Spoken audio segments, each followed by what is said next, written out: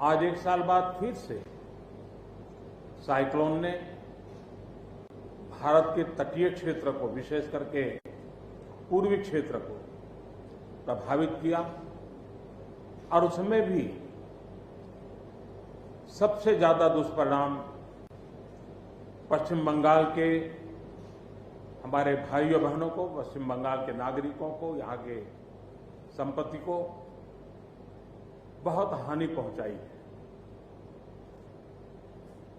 Cyclone की संभावनाओं से लेकर के लगातार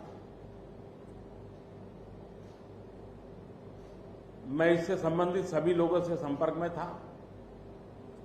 भारत सरकार भी सतत राज्य सरकार के संपर्क में थी। साइक्लोन का नुकसान कम से कम हो, इसके लिए जो भी आवश्यक कदम उठाने चाहिए उसके लिए राज्य सरकार और केंद्र सरकार ने मिलकर के भरसक प्रयास किया। लेकिन उसके बावजूद भी करीब करीब 80 लोगों के जीवन हम नहीं बचा पाए। इसका हम सबको दुख है। जिन परिवारों ने अपना स्वजन खोया है उनके प्रति केंद्र सरकार, राज्य सरकार और हम सबकी संवेदनाएं हैं और इस संकट की घड़ी में हम उनके साथ हैं। संपत्ति का भी नुकसान काफी होता है, चाहे एग्रीकल्चर हो, चाहे पावर सेक्टर हो, चाहे टेलीकम्युनिकेशन हो, चाहे घरों का उजड़ जाना हो, अनेक प्रकार का, चाहे वो इंफ्रास्ट्रक्चर का हो, चाहे व्यापार जगत से लोग जुड़े हुए हो, चाहे खेती क्षेत्र से जुड़े हुए, हर किसी को नुकसान होता है। आज मैंने हवाई निरीक्षण करके बारीकी से इस प्रभावग्रस्त विस्तार को मुख्यमंत्री जी के साथ, गवर्नर श्री के साथ दौरा करके उसको देखा है।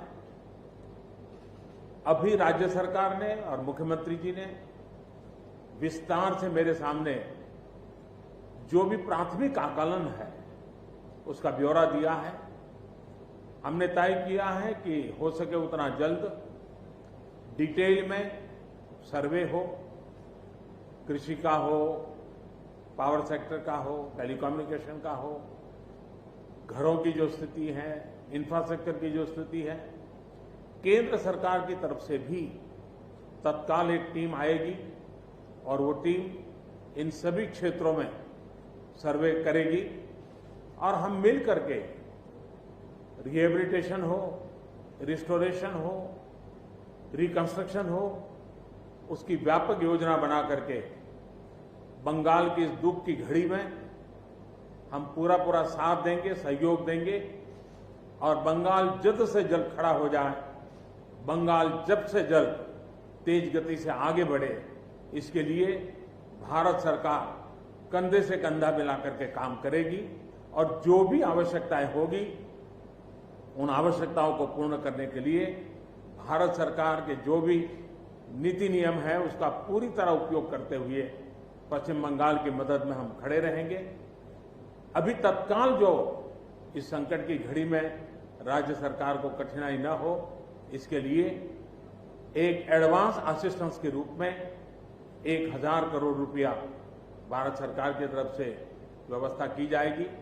साथ साथ जिन परिवारों ने अपने स्वजन खोए हैं उन परिवारों को प्रधानमंत्री राहत कोष से 2 लाख रुपया और जिन लोगों को इंजरी हुई है उनको 50,000 रुपये तक की सहायता देने का भी हम प्रधानमंत्री राहत कोष से करेंगे।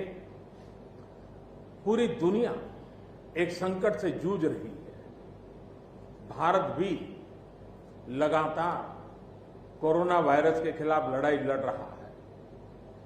कोरोना वायरस की लड़ाई में जीतने का मंत्र और साइक्लोन में जीतने का मंत्र दोनों पूरी तरह एक दूसरे के ऑपोजिट है। कोरोना वायरस से लड़ने का मंत्र है जो जहां है वहीं रहे, जरूरत नहीं हो तब तक घर से बाहर न निकले और जहां भी जाए 2 गज की दूरी बनाए रखे। लेकिन साइक्लोन का मंत्र है कि साइक्लोन आ रहा है, जल्दी से जल्दी सुरक्षित स्थल पर आप शिफ्ट कर जाइए, वहां पर पहुंचने का प्रयास कीजिए, अपना घर खाली कीजिए।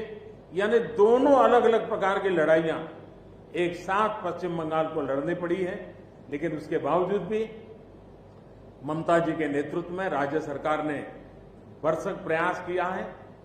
भारत सरकार ने भी लगातार उनके साथ रह करके इस संकट की घड़ी में जो भी आवश्यक, जो एडवांस में करने योग्य था, जो उसी समय करने का योग्य था और जो आगे दिनों के करने की आवश्यकता है, उसको भी पूरा करने का हम प्रयास करेंगे।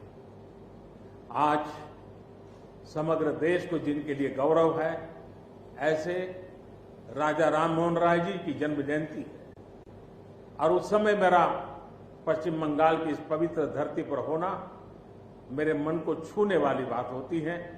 लेकिन संकट की घड़ी से हम जूझ रहे हैं, तब मैं तो इतना ही कहूंगा कि राजा राममोहन राय जी हम सबको आशीर्वाद दें, ताकि समयानुकूल समाज परिवर्तन के जो उनके सपने थे, उनको पूरा करने के लिए हम मिल बैठ करके, मिलजुल करके एक उज्जवल भविष्य के लिए, भावी पीढ़ी के निर्माण के लिए समाज सुधार के अपने कामों को निरंतर जारी रखेंगे और वही राजा राममोहन राय जी को उत्तम श्रद्धांजलि होगी।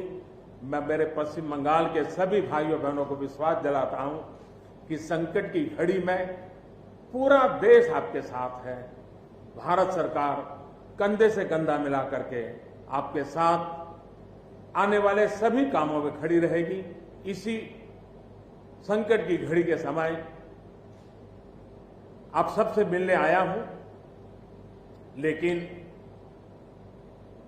कोरोना वायरस के कारण सब नागरिकों से तो नहीं मिल पा रहा हूं। मन में एक कसक तो रह जाएगी।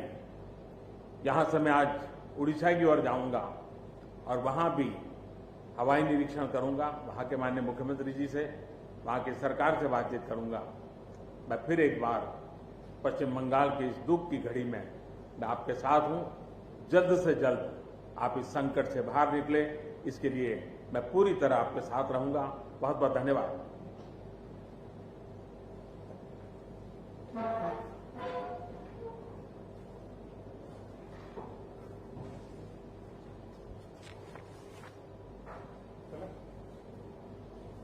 थैंक यू भैया। आप लोग